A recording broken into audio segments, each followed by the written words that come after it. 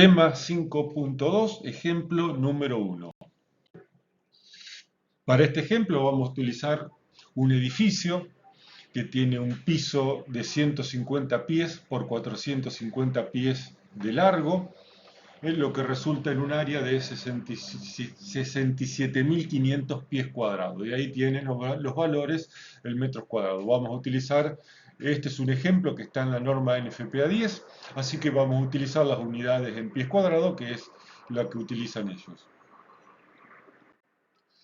El primer criterio de diseño que vamos a utilizar, recordemos siempre que tenemos que cumplir con los 4 criterios que establece la tabla, pero para desarrollar los ejemplos y empezar a pensar en cómo usar la tabla, vamos a utilizar el primer criterio, que es el criterio del límite que impone el área de protección máxima por extintor, que como dice la tabla, 6211 de la NFPA 10 son 11.250 pies cuadrados, que serían nuestros 200 metros cuadrados por extintor que establece nuestra legislación.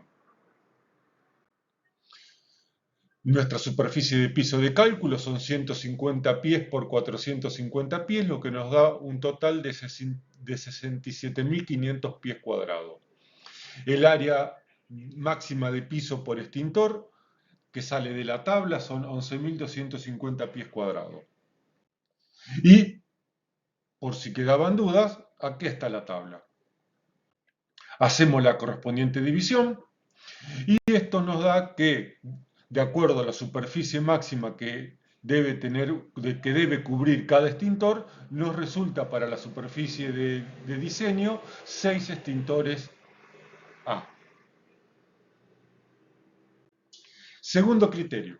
Vamos ahora entonces a empezar a verificar si con 6 extintores A cumplimos el resto de los 3 criterios que nos están faltando. El segundo criterio que vamos a aplicar es el límite que impone el área de piso máxima por unidad extintora A, que acá cambia de acuerdo a la ocupación. 3.000 pies cuadrados para riesgo ligero, 1.500 pies cuadrados para riesgo ordinario y 1.000 pies cuadrados para riesgo extra. Esto recordemos que es qué superficie máxima puede cubrir una unidad extintora A, no un extintor portátil A, una unidad extintora A.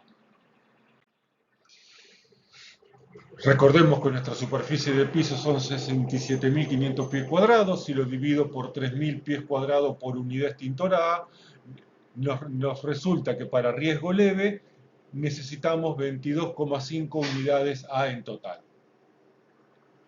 Pero,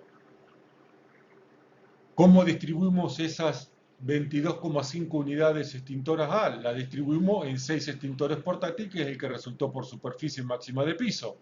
Por lo tanto, resulta que para este ejemplo que estamos trayendo en la presentación, necesitamos hasta ahora 6 extintores de 3,75 unidades extintoras a cada uno de esos 6 extintores. Es decir, vamos a redondear a 4 unidades extintora A para cada uno de los 6 extintores. Vamos al tercer criterio, el potencial mínimo de extinción y clasificación que debe cubrir cada extintor portátil de acuerdo al riesgo. 2A para riesgo ligero y ordinario y 4A el extintor mínimo que debe cumplir un riesgo extra. Por lo tanto, estamos claros que lo cumple porque nos dio, recién venimos de hacer las cuentas, nos resultó que son 6 extintores de 4 unidades a cada uno. Es decir, superan los 2A que tiene que tener como mínimo cada extintor portátil. Haciendo un cuadrito resumen para el resto de los riesgos, para riesgo ordinario nos va a dar 7,5 unidades extintoras A y para riesgo extra 11,25 unidades de extintor A por cada extintor portátil. Ahora la pregunta es: ¿de dónde salen estos valores? ¿De dónde sale el 4A, el 10A cada extintor y el 20A cada extintor? Bueno, vamos a la explicación.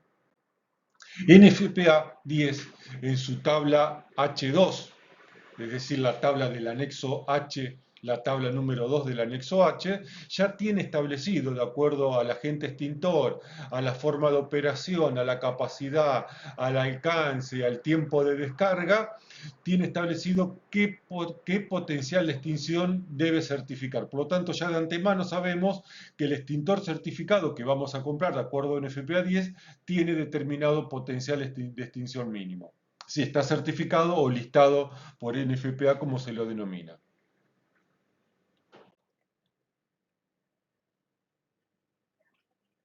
Entonces, de estas tablas, o de esta tabla, mejor dicho, que por una cuestión de presentación está dividida en dos, salen los valores de 4 unidades A, 10 unidades A y 20 unidades A. El cuarto criterio que tenemos que verificar es la distancia máxima de recorrido, que serían nuestros 20 metros cuadrados nuestros 20 metros de distancia para un extintor clase A, que en el caso de la NFPA 10 son 75 pies. Para eso necesitamos el plano. Para poder distribuir extintores y verificar la distancia recorrida, necesitamos sí o sí disponer del plano de cálculo. En este caso dijimos que era un sector de 150 por 450 pies. Si ubicamos los 6 extintores que nos resultó por superficie, estamos viendo que la zona gris no está cubierta por extintores. Aquí hay que aclarar que hay una simplificación, que es que considera que adentro del sector no hay nada, entonces tomamos la dirección, la distancia de recorrido lineal, no la distancia de recorrido real que debería ser un trabajador esquivando mercadería, máquinas, instalaciones, muebles, estanterías, etcétera.